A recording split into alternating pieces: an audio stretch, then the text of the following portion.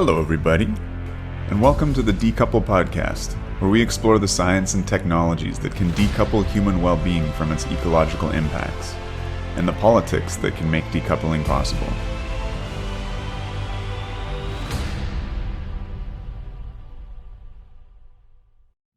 A quick message before we get started. My name is Dylan, and I'm helping your host, Dr. Chris Kiefer, with a number of exciting projects to expand the podcast. Right now, we're working on a YouTube channel to have video interviews, transcripts for every episode, improvements to the website, and eventually, there will be ways for you to get involved yourself. Decouple will always be ad-free, so if you enjoy the show, please consider donating. You can find a link to our Patreon in the show notes and on the website, decouplepodcast.org. Thank you so much, and enjoy the episode. Welcome back to Decouple. Today we're trying something new on the show, and I'm actually going to be joined by two guests today for a fairly informal conversation. You're going to recognize one of our guests. That's Emmet Penney. He's a writer, researcher, co-host of the Exhaust podcast, and also a Decouple veteran. His episode, The Nuclear New Deal, is our 5th most downloaded show. Highly recommend, if you haven't had a chance to listen to it, going back through the records and having a go at that. So Emmet, welcome back to the show. It's great to have you. Happy to be here, man. Awesome. And James, how do I say your last name? Fleay? Fleay. Okay, making your debut on Decouple here. James has worn many hats in his life. He's an Australian engineer and project manager who's worked in the power and oil and gas sectors. I think you've also been a solar investor as well, or project manager in a major solar project. And I'm seeing you wearing the shirt right here. You're the founder of Dune, which is down under nuclear energy. So James, welcome to the show. Thanks, Chris. Thanks for having me. And since you're new to the podcast, James, maybe you can tell our listeners a bit more about yourself on a kind of a more informal basis, kind of what makes you tick. Give it a go. Yeah, sure. So as you pointed out, I'm from Australia, from Western Australia. Graduated electrical engineering, moved from the country to the city and studied and immediately got into industry, designing, building, and operating power stations and then oil and gas facilities. So I've always had, or for a long time, had a big interest in energy. Was also able, through a friend at uni, able to do some, spent quite a few years in the solar sector as well, which was really valuable and enjoyable, and I learned a lot from that. I have a wife, I have 3 sons, and I guess, and this is probably where we're going to go with the podcast a little bit today, I'm a bit more of a traditional conservative in my outlook. I stumbled upon your podcast. A friend of mine, Helen Cook, said, "You really need to listen to this. It'll be good." And I was really impressed. I love the things that you were covering. I love the people that you're interviewing. But the whole notion of the podcast, the politics that can make it happen, was intriguing. I've sort of been, having founded Dune nearly 3 years ago, and I can get into the reasons for that. I've come to the conclusion that this is not a technical discussion anymore. It's not an economic discussion anymore. It is a political discussion. And I hope today is really about looking for some suggestions and looking for some ideas about how some common ground can be found there, and how conservatives and, let's sort of say, old school social democrats can move forward with nuclear energy. Yeah, I got to say, one of the joys of this podcast is when listeners reach out to me, either just to give me feedback or episode suggestions or guest suggestions. And I have had several listeners now come on the show as guests, and it's a really fun way, to be interacting with people around the world. And in this time of COVID, kind of having a chance to meet new people and make new friends. So thanks for coming on, James, and really thanks for suggesting the show. And I think in terms of what you've been talking about, trying to find some common ground, that's, we're going to be focusing on how that applies to nuclear energy, where there does seem to be, at least elements on the left and right that have a positive outlook on nuclear. I think that's matched slightly by nuclear sort of being a victim of the culture wars as well. But certainly it sounds like the goal of the podcast today is to explore that common ground explore the left and the right, the ways in which maybe there's been a betrayal of some of the roots of the founding thinkers, and why that's led us to the state of things as they are right now. So, I mean, maybe a good place to start off is looking at, and I should just say to start here, I mean, James, you said you're kind of coming from a traditional conservative background. Emmet, I haven't actually got you to define your politics. Where are you coming at this from? I mean, I guess at this point, I'm a heretic of the left. I can go into a pretty deep explanation for why that is, and less so how that happened, because that gets sort of into, I would say, more like annoying memoirist territory. Sure. But I guess I would say this: over a certain amount of time, it became clear to me through advocacy in nuclear and things like that, that the left wasn't quite what I thought it was, for all sorts of reasons. And the most powerful dynamic that happens on the left today is the shell game around what I would call the empirical left, or the actual left, the left as it exists in America today, and the ideal left, let's say.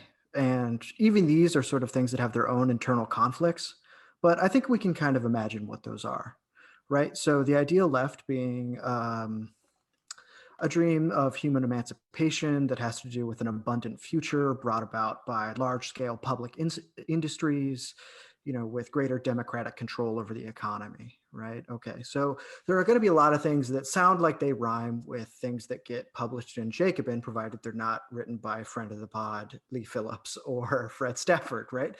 And they're going to say, well, we have an interest in an abundant future, but it's going to be all renewables. But as James rightly brought up, that's not a technical issue. I mean, it is, in that the greatest way to reduce the US to a developing country status is to build out its renewable thing. So what's happening there? Why do they have this thing where they think that a concern for posterity is actually cloaked in this type of austerity or what have you? What's going on there? Mm-hmm. And that's basically because between, let's say, after several Red Scares in America and the 60s counterculture movements and the deaths of some of the left's greatest leaders in America, some of those were just straight up assassinations, there was a famine of leadership on the left, and it was mired in a Cold War, and it had spot welded the social democratic elements of its politics to its imperial reach, right? That's basically what Eisenhower was talking about in the military-industrial complex speech, is that he had realized that our empire had become a jobs program. Okay, so the labor left gets basically crushed at a certain point, right? But the left is still around. And who is it? Well, it tends to be a lot of rich kids like Bernardine Dohrn and Bill Ayers, or wherever, who take academic jobs. And then it becomes academia's job to steward this project. But of course, academics, for the most part, especially if you're tenured, don't necessarily have the same material concerns, especially if you're already the wealthy scion of an American magnate, right?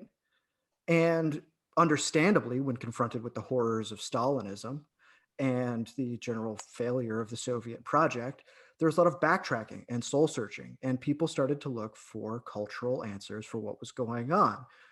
In other words, everyone became a Thatcherite and believed that there was no alternative. It was just going to be the market forever. I mean, you can see this in the work of people like Simon Critchley, who says, well, we can only do this anarchistic work at the margins of society. We don't really want to do any big state projects. Those always lead to oppression. Or somebody like Judith Butler, who's interested in these discursive games around gender. All of these things might be relevant or have real ideas, but unfortunately, none of them have to do with bread and butter issues that impact families when they sit around the dinner table, right? So let's fast forward to 2011. 2011 is when Occupy happens. And what people on the left today are going to tell you is that there is a straight line from Occupy in 2011 to the Bernie Sanders campaign in 2016. This is a lie. That is not true. Anyone who was there, anyone who was paying attention knows that most of those people were allergic to ideas of unionizing, did not want to have a coherent program to advocate because they wanted to do anarchistic cultural process politics. Mhm. That's what they call it. So why do you need to draw that straight line? Well, you need to draw that straight line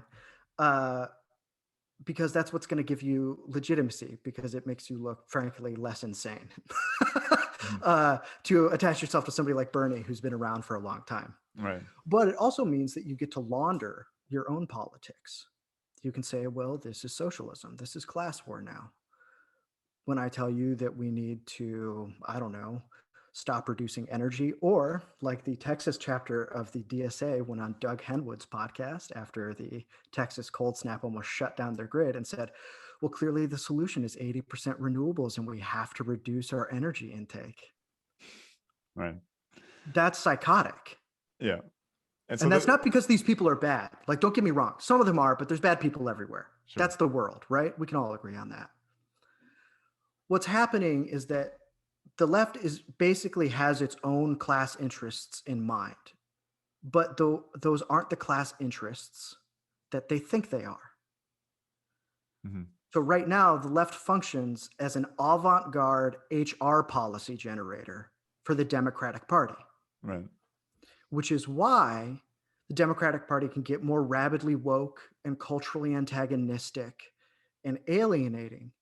And many conservatives rightly read that as some sort of radicalism. Now, some want to attach Marxism to that. I think that that's intellectually untrue, but I get what they're saying. But then how do we square that with the fact that the Democratic Party continues to be, well, anti-democratic in and of itself, to push for greater austerity? I mean, we have some exceptional moments with COVID alone, but like, what did the American people get out of the last Biden bill? Like 10% of the 1.3 trillion or whatever? I mean, come on. Mm-hmm. Like, the Fed is basically BlackRock now. Yeah. And that's because no one really falls in love with these market ideas on their own. I'm sure James agrees with this, given his traditional stance, right? Especially his concerns for the family and cultural conservatism, is that you have to sweeten that bitter pill with something. So a lot of times in the American right, that's going to be family values or Christianity or these things. But of course, the people who like actually have the money and run the show are really playing a cynical game of, we don't really care about any of that. We'll destroy all of that by making you all work to death. It doesn't really matter. In the same way that you will see these like Google unions start to show up that will have think tanks that are DNC adjacent, that'll be like, you know, traditional unions were really patriarchal and antagonistic. What we really want to do is to create a non-patriarchal, friendly relationship with management so that everyone can be heard and people of color aren't crushed in unions. I mean, this is just an insane reworking of the entirety of labor success across class and cultural lines and race lines in America that you can't even believe. So what I'm saying to you is that I'm a heretic of the left because the actual left is something other than these ideals. As far as the ideals that I would hold as a quote unquote leftist, there is no left for me to really be a part of. So there's not even a term you can use. Like, you know, James is sort of describing himself as a traditional conservative. Are we old left? Is like tanky left? I mean, I would just simply describe myself as a socialist. But you know, it's funny. My friend Jeff Schollenberger said this the other day, right? That he said the left doesn't have to worry about free speech issues because as soon as you have to worry about a free speech issue, they no longer consider you on the left. Right? That's how it works. Okay. So if I said some of the things, you know, I'm saying now, if I'd said those at like other parts of my life or in certain settings, I would have immediately been exiled from whatever I was in. You know, I think we'll get into that in terms of fears of kind of intellectual contagion that are very common on the left, and this idea of kind of needing to sort of only read within the kind of approved works of the left and the thinkers of the left. And if you read, you know, a conservative thinker who's an analyst on energy, for instance, you're playing with fire. But that was a great kind of summary there. James, you said you're coming at this kind of as a traditional conservative, and I think similarly you're seeing major issues with sort of modern conservatism that you don't feel represent you and you feel that are actually problematic to things like making the right choices on the kind of decoupling technologies that can continue to allow human prosperity without wrecking the planet. So walk us through a little bit of that, if you don't mind, as a kind of counterpoint to your journey in this, from what Emmet was saying. Yeah, sure. And I think as well, it would be good to point out in advance that the Australian experience with the left, with the right, with the cultural development, and with the way we look at markets and the way we look at building out our society and the infrastructure that underpins it has been quite different from the US. And so, in Australia, we've had more government, like straight outright ownership, or a lot of government involvement in our power sector, for example.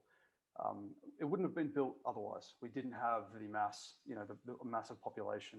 We didn't have the capital base to do it. So it was done by government. Did they make mistakes? Of course they did, but they did a lot of things pretty well. We've actually been, for the most part, well served by governments for, I guess, the best part of 100 years. So there's a lot of people in Australia who, particularly, and I've come across this sort of this type of person, let's say, over the last 3 years, more and more. Generally, they're a little bit older. Sort of, I would say 60 years onwards, maybe late 50s onwards. They remember a time when social institutions, government-sponsored institutions, worked pretty well, actually, like the power system, but many others. And so, these people really are sort of like old school Labour, they call themselves, or old school social democrats. And it's remarkable how much common ground that a traditional conservative and an old school social democrat actually have. I mean, they sort of agree on like 95% of stuff, and the differences are at the margins, to be honest.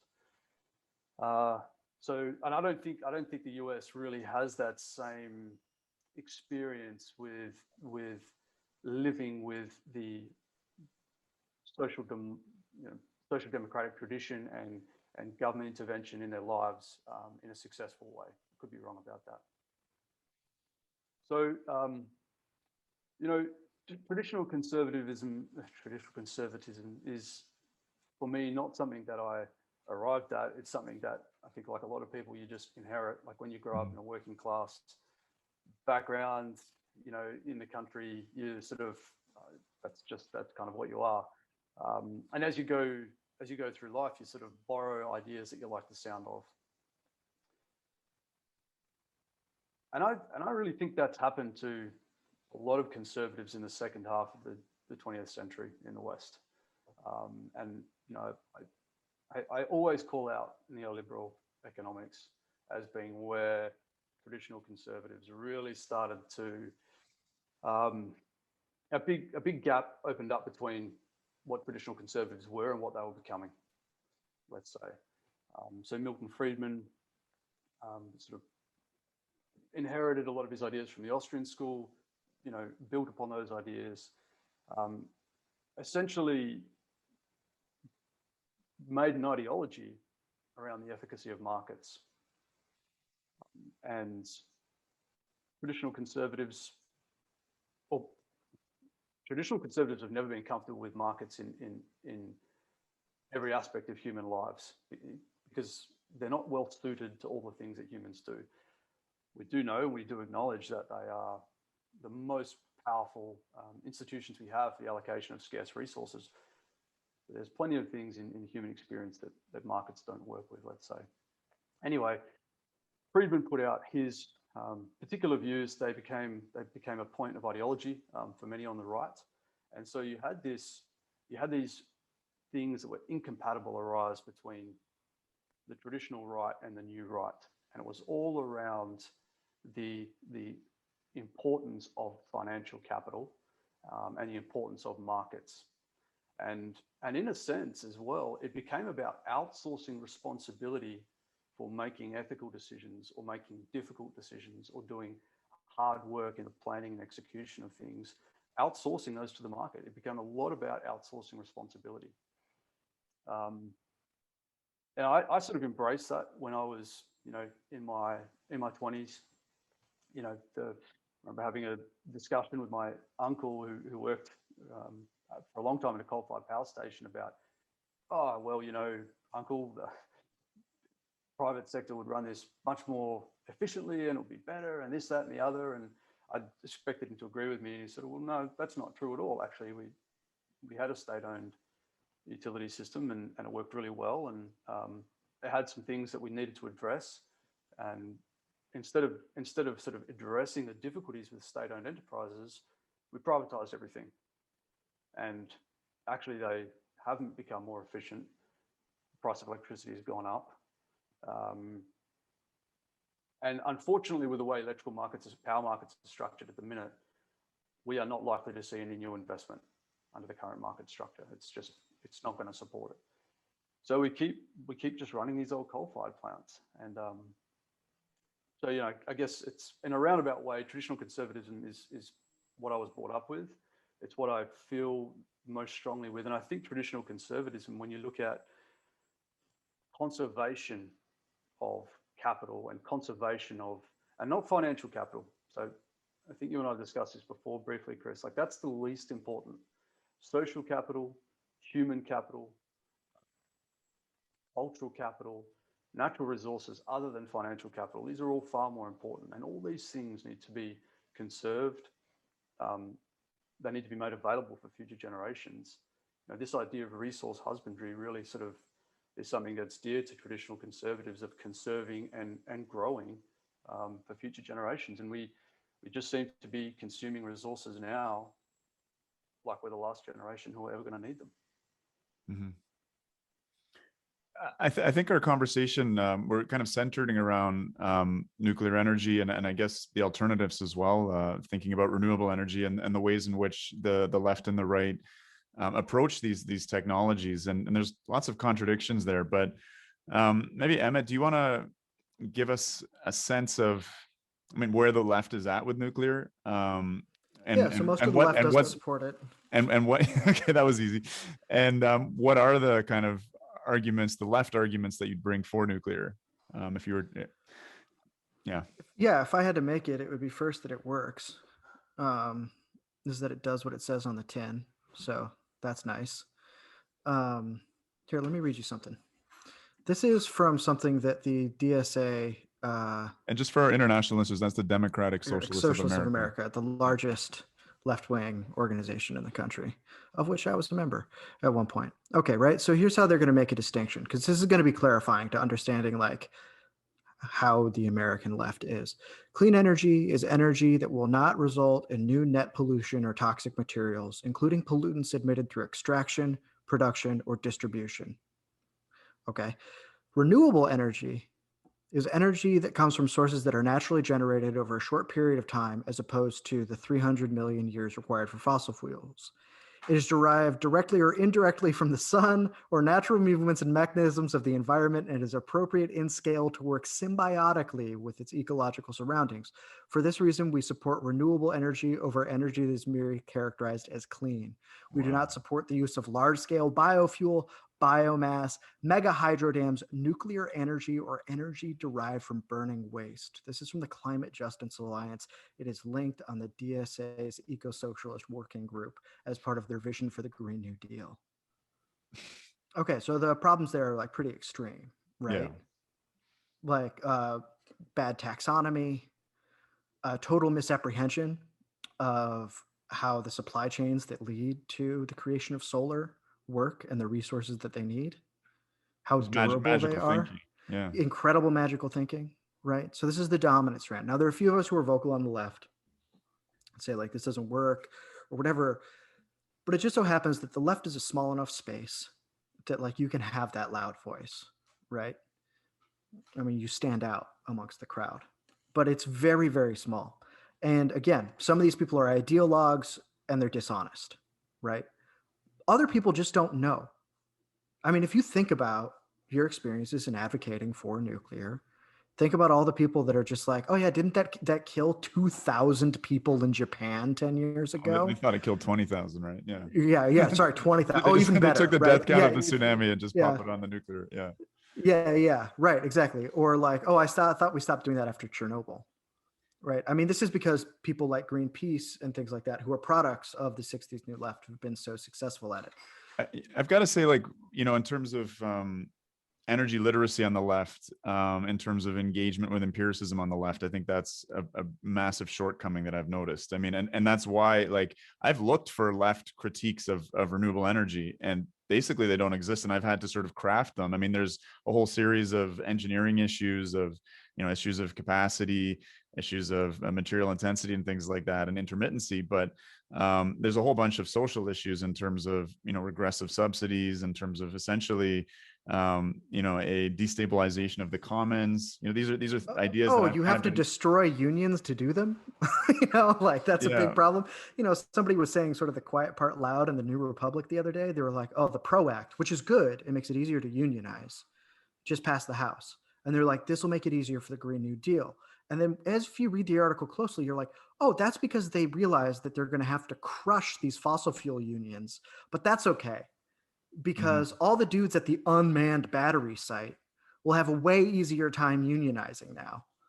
Right. Right. They think it's going to be like this bait and switch, like that they can pull, so it's divorced from that. Now, here's where I think that someone like James and I can see eye to eye on this, because society must be defended. If we're talking about something as fundamental as the grid, I have all these ideas for things that I would like to see. I'd like to see worker control of greater parts of the economy. Maybe James agrees with that, maybe he doesn't. I would like to see healthcare for all. Well, maybe Australia has that. I know that we definitely don't, which is insane, because we don't have a Labor Party and we've never really had a social democracy. As James pointed out, he was correct about that. And I'd like to see all those things. None of those things can exist without industrial society.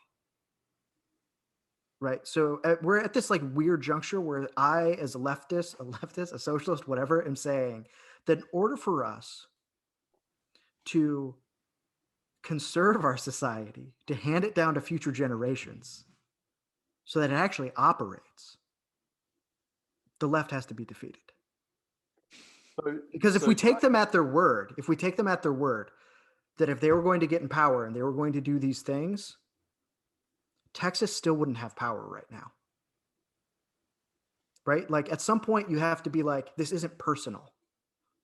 Right? I want families to be able to thrive. Now, I don't know, maybe James and I have different ideas about what that family should look like. That's fine. That's a debate I would freely enter into, and feels, as he said, when the overlap between conservatives and social democrats, kind of marginal when you're dealing with how much food is on the table and the lights come on when you flip the switch.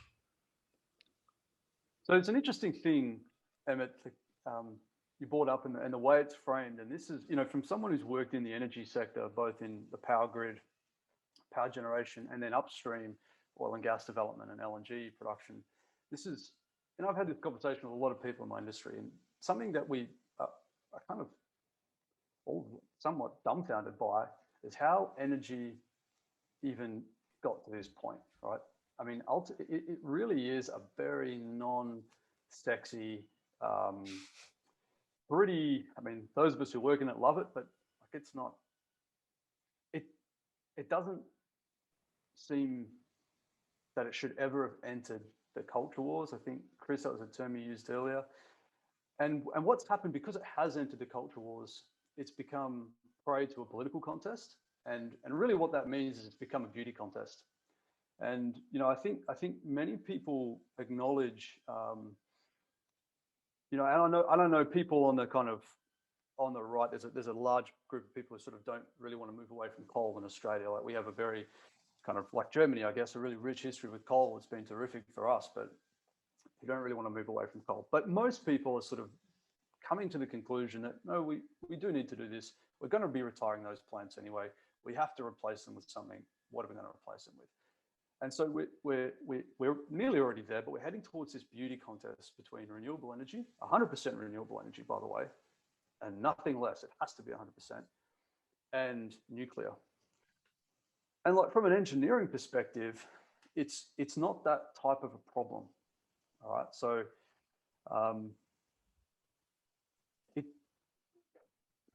politicians are in the mindset, because energy is a victim of the culture wars, that they need to pick a winner. Right, this is what you do in a beauty contest: you pick a winner. But This type of problem is one where lots of solutions exist. Those solutions could be full solutions or partial solutions, and they're not mutually exclusive. They can be deployed alongside one another. And the benefits of doing that is, and to be honest, something as systemically important as grid and cheap, reliable, clean energy, like reducing it to a beauty contest is the height of irresponsibility. So the consequences of making bad decisions are very, very high if we get it wrong, and it is not easy to reverse these decisions. It's not quick and it's not easy. And so in this instance, you don't make a beauty contest type decision. You make a decision around deploying multiple solutions that have got different pros, different cons, different attributes, and that at a system level, working in conjunction, they give rise to emergent properties within the power system that no individual one of those solutions provide. So I think people in the nuclear space need to be very careful about saying 100% nuclear is the way to go. It could be for some parts of the world. That's definitely true. But it may not be for all parts of the world. There may be some instances where renewables, or a combination of renewables, storage, gas, has an advantage over nuclear. This is generally for smaller scale grids and applications, or there's a variety of different technical reasons why you might not want to do it. But the whole idea is, I think we've kind of got to pull it back out of being a beauty contest. Mm-hmm. And we've got to stop thinking in terms of a winner takes all, bet the house approach to 100% renewables or an alternative, and sort of go, well, there's room for a lot of solutions here. Like the grid is massive. The grid is massive. There's room for a lot of solutions. And over time, the emergent properties of the system with all these different technologies will give us more information about where we focus future investment and effort. Do you feel like on the left, I see a lot of kind of hubris? Politicians will quote a single study by Mark Z. Jacobson and say, we figured it out. It's easy. 100% renewables. We're done. Like, my favorite guy. Right? I mean, this is very common on the left. Oh, yeah. On the right, do you think there is more energy literacy, more pragmatism? I mean, that I think that probably also ties into potentially less of a concern with climate change. But I do see on the right, and this isn't the far right or anything like that. I just think maybe it's the center. Everywhere the Overton window is a bit different, but I listen to people like Robert Bryce. I mean, even Alec Epstein, who is a kind of Ayn Rand sort of libertarian conservative person. I listen to him because he's right on a lot of energy topics, right? And he explores them in a lot of detail. Again, this is me sort of exposing myself to potential intellectual contagion.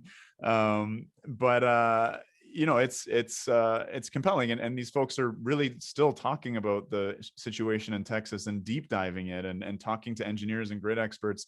And I certainly don't see a lot of that happening on the left. It tends to be sort of hyper partisan, very simplistic. You can't. There's windmills in Alberta, so it couldn't be windmills in Texas. Like just very superficial analyses. Do you feel on the political right that there's more of an energy literacy that is guiding attitudes? Yeah, potentially. There's a geopolitical strategist called Peter Zion, US based, and he calls that element of the conservative right the math and map crowd. And this is sort of, I guess, when conservatism is really brings something to the table to the wider society in which it's a part of. It provides that sort of that intellectual inertia that allows us to pump the brakes when we should. Sometimes it means we're accused of being reactionary, and that's also a valid criticism sometimes. And I guess, in my own experience working in power and then oil and gas, but also even to a lesser extent in renewable energy when I used to work in the solar space, a lot of engineers and tradesmen are more conservative, and they do have more of a first-hand understanding. They've experienced it in their day-to-day working lives of what it means to build and operate a power system reliably, what it means to get, produce hydrocarbons, get them on a ship and get them to where they need to be. They've got an understanding of that. They do it every day. and there is a little bit, I would say, a little bit more energy literacy. Mm-hmm. Yeah, on the left, there's certainly a dearth of it. And I just want to clarify that when I say that when I'm like a little bit rabid against renewables, I'm strictly talking about the US context. I don't know about other countries to the extent that I do about the US. So I'd like to run through like a common problem that we encounter in nuclear advocacy here that has to do with the phrase, we can do both, Mm-hmm. right? And usually that's what people say when they don't want to have an argument about any of the, you know, merits or demerits of these energy sources. Okay, so we can do both. What do people really mean when they say that? What they really mean is, first of all, stop fighting. I don't want to have this conflict. You know, we can all get along. And two, these things are mutually dependent. In other words, you can't do one without the other. Now, that might be different in other political contexts, but this is often what happens here. In other words, we need a both and solution. Maybe in some contexts, like James is saying, that's correct. But in the US, we've built a ton of renewables already. And I don't know how many more we really need, but I can tell you that, like, I don't know, something like 5 gigawatts is about to go offline forever within the next few years here of nuclear energy. And no one's going to do anything about it. So where are the we can do both people on that? Well, I can tell you where they are. They're caught up in path dependency. In other words, you say, we can do both. We can all get along. And then people who are like renewables are just like, oh, great. You're not like one of those nuclear psychos. Anyway, we're going to shut your plants down now. We don't really care about that. And we're going to keep building the hell out of these renewables and, you know, whatever. Like we don't even maintain them because the tax subsidies work out for if they all fall apart, it doesn't matter. It's cheaper to just scrape the land and put it a new one somewhere else. Right.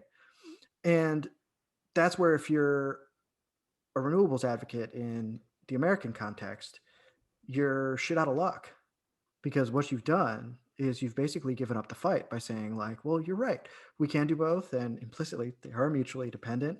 And I'm just waiting for these people to come around to the day where we save all that nuclear that these people aren't saving.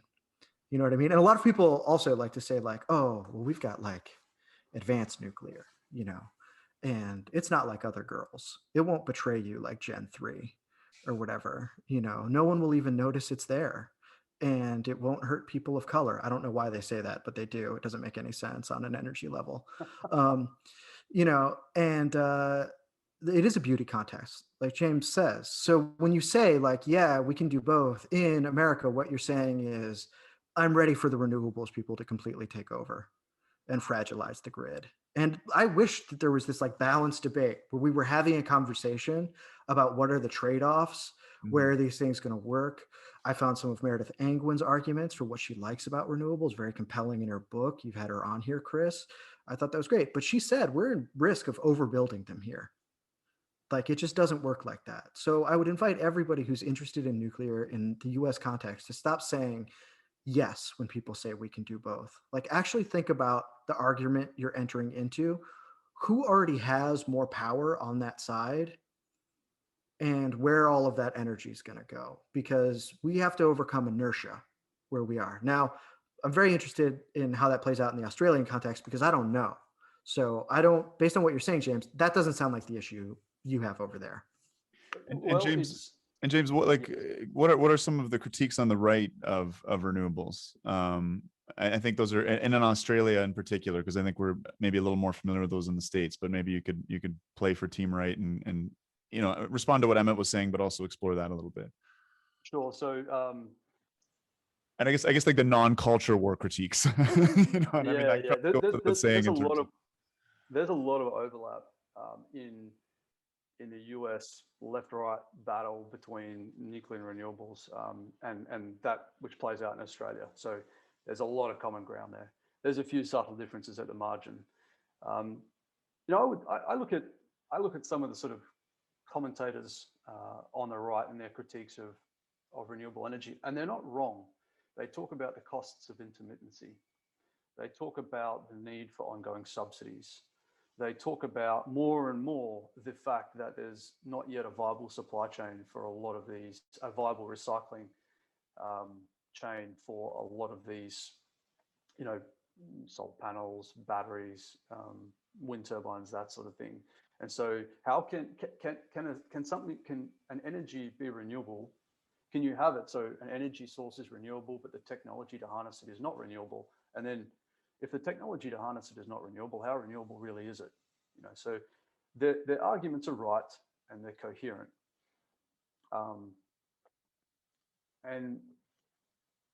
But they're also they just sort of skim the top of the surface. Like there is the possibility to go a little bit deeper. And I would encourage people to think about, at the level of society, how we allocate resources. Okay, and I'm not really talking about financial resources, because it seems we can just print money now and it doesn't really matter. I was more thinking about particularly human capital. So one thing I've noticed in Australia, and I'm sure it's the same in the US and Canada, is a lot of young people, young engineers that I've worked with and mentored over the years, have really kind of looked and seen renewables as a North Star. Okay, now these people might have studied petroleum engineering or electrical engineering or whatever else like that as their base degree. But they've got it now in their mind that renewables is the future. And they've gone off and they've done, postgraduate masters or PhDs or whatever. And the reality is that the jobs in the renewable energy sector, there are not that many jobs. And if it doesn't turn out to be the catch-all solution, the sort of winner takes all, bet the house on 100% renewables and it's definitely going to work. If that doesn't turn out, not only as a society will we have a very difficult job ahead of us to repivot to something more balanced, but we will have destroyed all that human capital. Those young people will have spent years or decades of their lives trying to make something work that they believe in, which is a ridiculous thing. I mean, believing in energy, right? The very notion is absurd, but that they believe in, they think they're doing the right thing, and all that wasted human capital could have been deployed on different, more pressing problems. So I think the right needs to also call out, it's not just about the energy grid. It's about how, as a society, we allocate resources and how do we approach problems. Because we use healthcare as an example, and Australia is very lucky for whatever problems our healthcare system has. You can get healthcare. I think it's very much like what you have in Ontario, Chris. Anyone can get healthcare when they need it. There's a mix between public and private, and there's a safety net, and it's excellent. And you know what? We haven't got a fully governed system, nor do we have a fully privatized system. We've got a blend of both. And sometimes that's the right solution to problems. The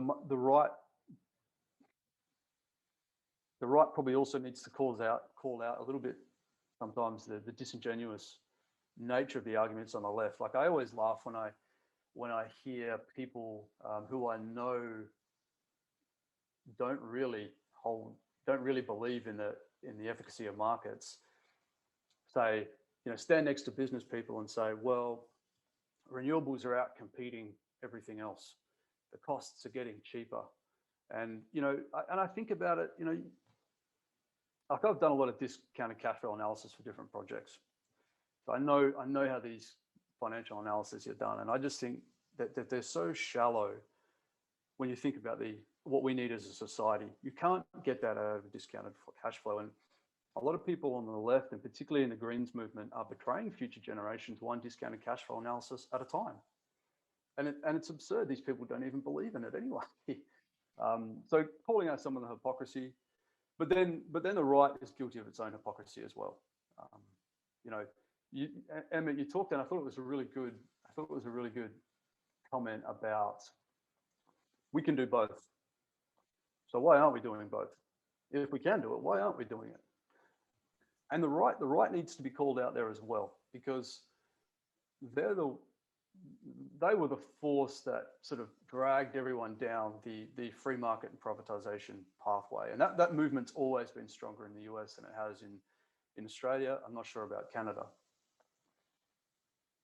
Unfortunately, and we think about markets the way Adam Smith described them, as these emergent institutions that human society organically gives rise to, right? Like we're in a marketplace and we're, selling apples and oranges.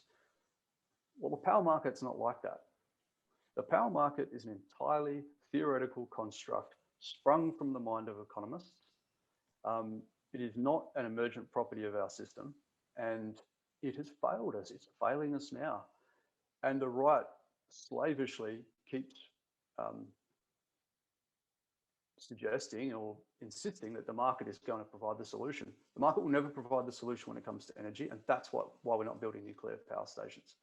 The market cannot support them in its current design.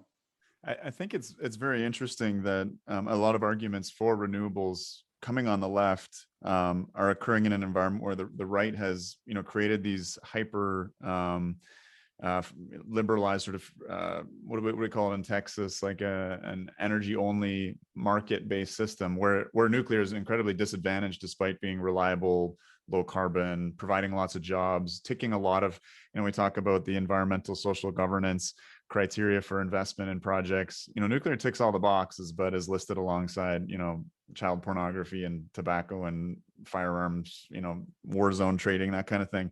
But it is interesting that I'll often hear as a justification by green left folks, look at what's being built. It's clear that renewables are on the ascendancy, and they'll use a lot of market-based arguments.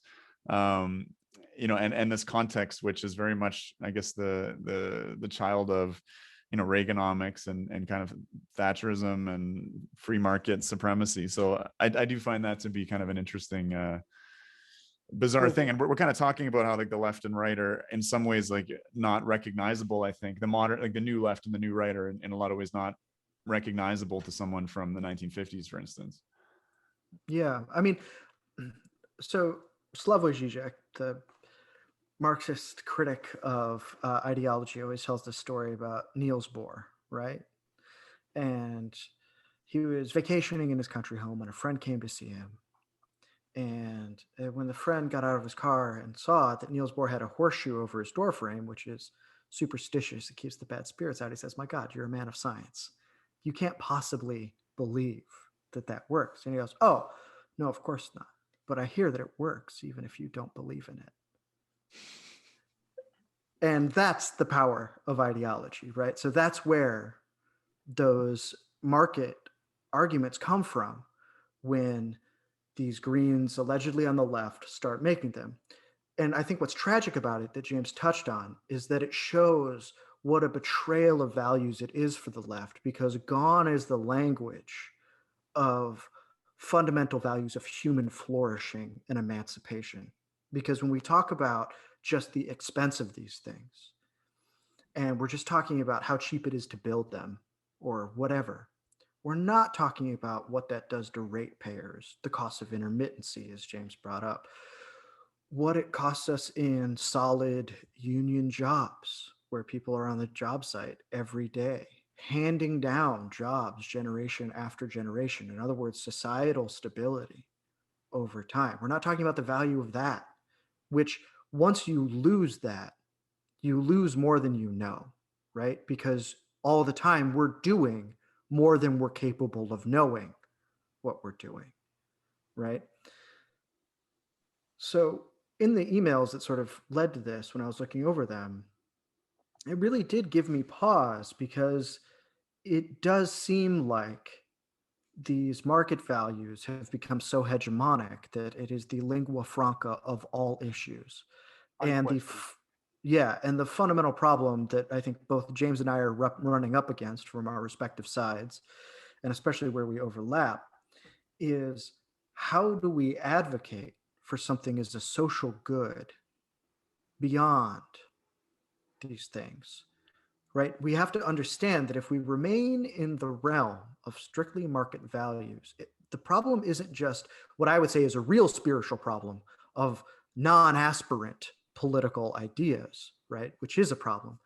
But it's also that we lose fundamental political ethical language for how a people is constituted within a state, what the government owes its people and what the people owe the government, and core ideas of civic virtue that even if they show up in different guises, even if they've been antagonistic, have been fundamental to traditional conservative and left-wing ideas since the French Revolution and Burke's critique of it. Yeah. James, sorry, go ahead, James. No, you're right. I mean, I was just agreeing. Mhm. Emmet hit the nail on the head there. Like the power that markets have now in the minds of all of us, but particularly politicians, is astonishing from an historical perspective. I mean, if we look at the sweep of history, at no time would so much of the decision-making capacity of our society been outsourced to something that is as amorphous and as, and this is the other thing, and I'm stealing an idea here from John Kay, the economist. I'm going to get the word wrong. Anthropomorphize, I think, the market. We think it has these qualities of a person that can make decisions and that can purposefully do things, and that is not how it works. I mean, we only need to look at the history of financial markets in our own lifetimes, and to see that the dislocations that have arisen, to realize we're on the wrong track here. We are absolutely on the wrong track, and our political class, and this is a thing, and Emmet, I'd appreciate your ideas here in the US context, but it seems to me that as a culture, as a civilization, as a people, as a community now, we don't give our politicians much room for maneuver. You know, I'm hopeful, and I've spoken to quite a few politicians in Australia, mainly on the right, but also a couple on the left. And privately, they will all tell you that we should be looking at nuclear energy. We should be looking at it hard. Yeah, it shouldn't be a beauty contest between different technologies. That's not the point. And yet they feel that by coming out and even saying they're genuinely curious about nuclear energy, I'm genuinely curious and I want to learn more, that paints a target on them politically. So, you know, one of the things I'd like to have a think about is how we give our political class, particularly those in the center, a little bit more room to explore these ideas before we jump on them, pounce on them. And, you know, we can appeal to their courage, but it doesn't seem sufficient. Mm-hmm.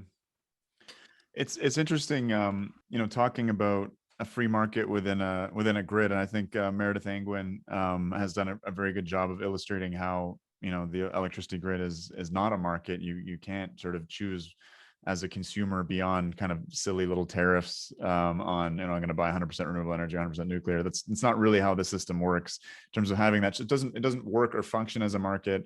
And particularly as it exists now, I mean, there's so many distortions and subsidies and things like that. But nonetheless, I mean, this free market ideology is I think a major barrier to the pursuit of nuclear energy, because as we've seen with any successful historic build out of nuclear, there's been a need for a real state-led effort, at least in terms of the initiation of it. I mean, in the States, I think there was a kind of a battle here, and things were privatized, but across most of the world, particularly in Europe and the social democratic countries, the state was instrumental to building out nuclear, and nuclear just has, you know, such a momentum required to sort of get it moving. Once it's moving, and once you've kind of serialized production, standardized things, and you've got a workforce and supply chain built up, then it starts to really deliver on the scale that is required for deep decarbonization. And, you know, in terms of looking at, you know, as a physician who practices evidence-based medicine, we're always looking at, well, what actually works? What do we have proof for? If we've got these super tight timelines at play,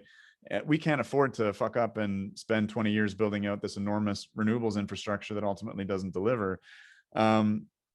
So we need to make the right choice. And what do you think the arguments are to the right around that? I mean, I feel like you're a bit of a lone wolf or a lone voice in the landscape here, saying that, hey, markets can't solve everything, that there's certain human needs. And I would, you know, I think Robert Bryce has started to talk about this as well, that Electricity, for instance, really should be conceived of as a human right. I mean, at least where I live, if you get behind on your bills and it's winter, the utility is not allowed to cut off your bill because you'll fucking die potentially, right? And the same things apply to kind of water and healthcare, and these things are not really amenable to market-based solutions, because they're fundamental human services. And certainly, you know, I'm a lefty, but I do see areas where the market does seem to be a better way to manage resources. But these other areas are distinct. And you know, how do you approach someone on the right to try and convince them of that? What is the arguments that you use? Well, I think it's firstly acknowledging that markets are, in most areas that we use them, are very efficient. You know, so I think I heard someone say not that long ago, oh, it's too important to be left to the market. And, you know, and this is kind of a little bit in line with this idea of electricity as a human right. And I sort of thought, well, hang on a second, what about food? Yeah. Okay, let's think about food. Would we ever trust food and the provision of food from the countryside to those of us who live in towns and cities to anything but the free market? Like, would we really trust government designed mandated solutions to deliver food? Of course we wouldn't. And so it's not really about the case that it's too important to be left to the market. It's about the fact that the way electricity is provisioned does not lend itself to markets. And this is sort of where you can have a bit of a subtle conversation with people on the right, and even I'll call them the near left, let's say, where you can explain that, you know, I think in places like India, you know, a piece of fruit or a vegetable can change hands like over 40 times before it gets to the person who picks it off the shelf and takes it home and eats it. You know, it's much less in advanced societies, but there's all these steps along the supply chain. There's all these processes of disintermediation, all these different routes to market.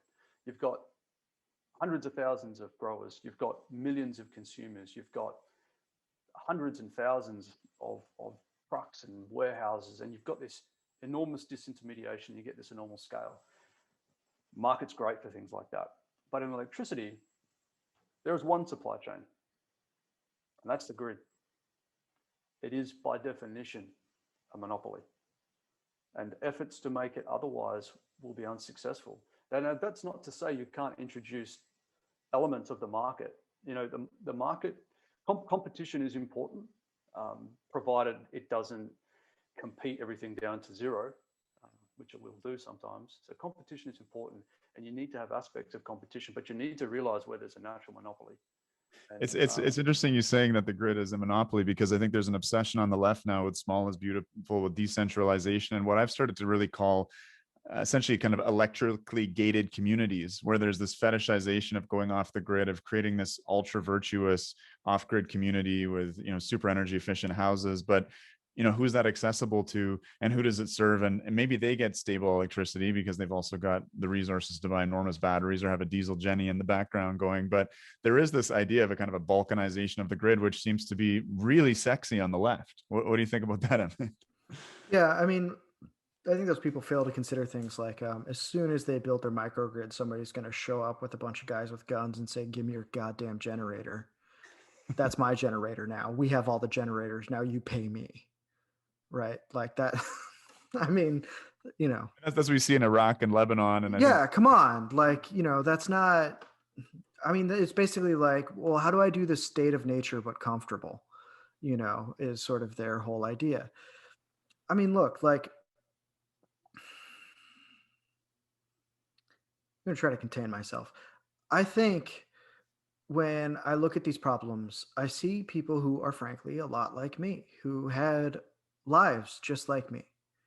You grow up in like post-war housing out in the suburbs. You know, I'm a product of private schools. I have 2 liberal arts degrees, you know, like no STEM education, like none of that, right? And for most of my life, my experience was very materially comfortable. Things just appeared at the supermarket. You stay in that world long enough, and it's hard to even imagine what deprivation might look like? And you have these longings to get over the ways in which society is completely demoralizing and alienating because its window for human aspiration and ethical values is exceedingly narrow. And so, understandably, you want to, you're in psychic survival, basically, right? Christopher Lasch talks about this in his book, The Minimal Self, which was his clarification on his book, The Culture of Narcissism. And what he calls Prometheanism, which we'll call, you know, uh, tech utopianism, right? The sort of Silicon Valley ideology. That's really what he's talking about. Um, uh, Prometheus and Narcissus are brothers under the skin in that they want to see themselves reflected in the world. They can't handle the world as it is. That's too painful for them, right? So I do think this isn't to say it's self-interested. This isn't to say it's like petty or whatever. I do think that this is like a narcissistic ideology that's been brought about by a lot of people who, frankly, have never been hungry and have understandable psychological wants and needs to feel like they live in a thicker communion with others than what they experience every day. You can't discount that feeling enough. And I think after COVID and the lockdowns people have experienced, I think everybody has a much finer appreciation for how taxing being lonely is overall. It makes you want and think things you would have never thought otherwise had you felt connected to other people in a real way. So, it's an interesting thing, Emmett. You talk about that tendency towards narcissism and Prometheanism. And to me, it's kind of like the next step along the journey is like nearly like that Nietzschean sort of Übermensch, you know, ideal. I think, and then you mentioned the desire for a thicker um, community and society in which to live and participate. One thing that traditional conservatives and the modern conservatives have forgotten this, but traditional conservatives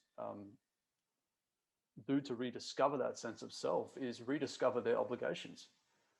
Um, and I would sort of encourage people not not find self-worth in remaking our society in the way that you think it should be, and maybe be a little bit more mindful of the limitations of your own ideas and expertise, but just rediscover your sense of obligation to others, and that will provide as much substance as much substance as you need to re-engage with communities, re-engage with others, and to rebuild the foundations of civil society. Just rediscover your obligations, and I think that's the opposite, right, of narcissism and Prometheanism. I don't think these people are really connected with the obligations that they have.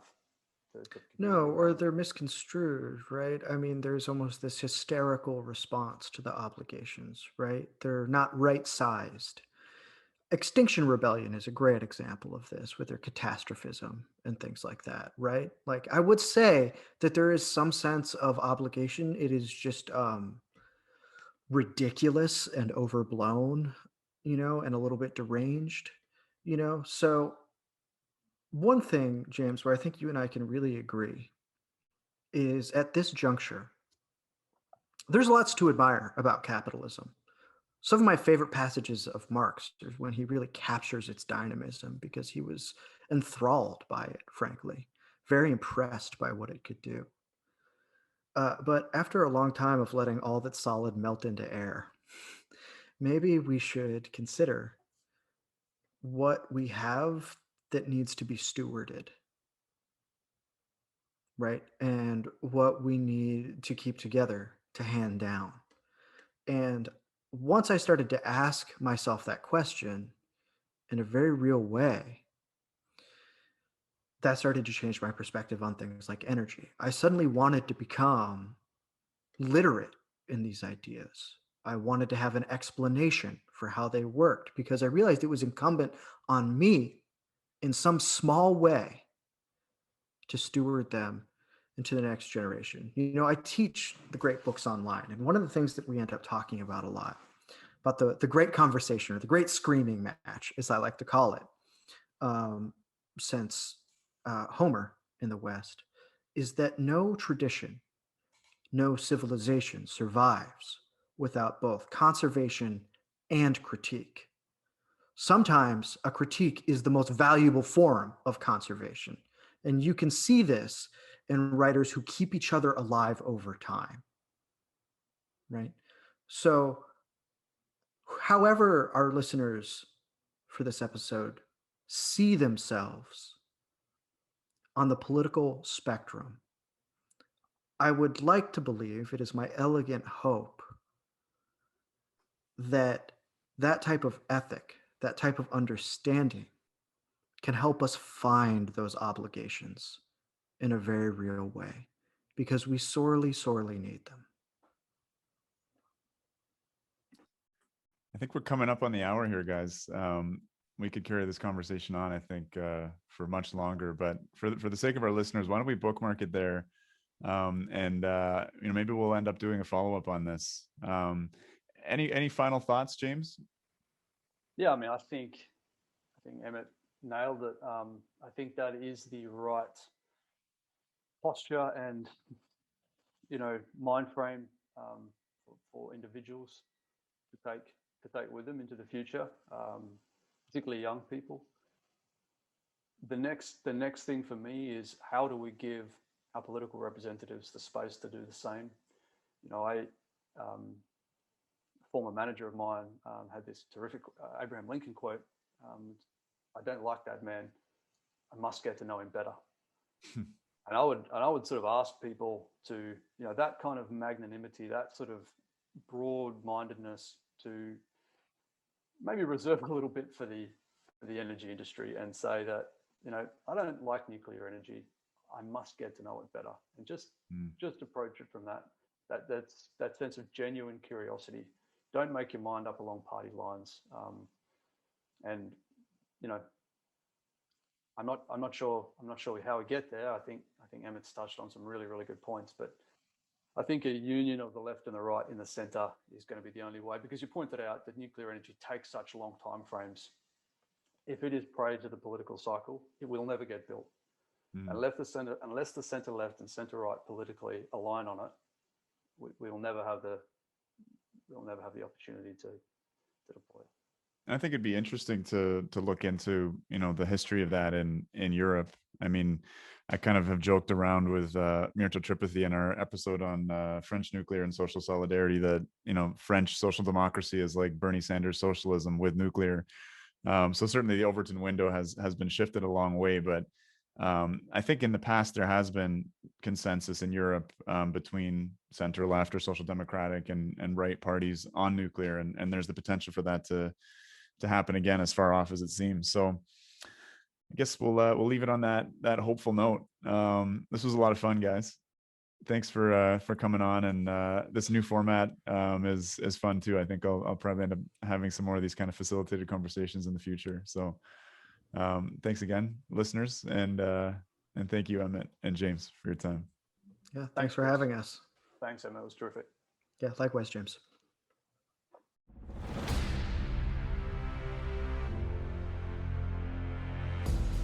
If you enjoyed the podcast, please make sure to subscribe, like, and review us on your podcast platform of choice. Until next time, guys.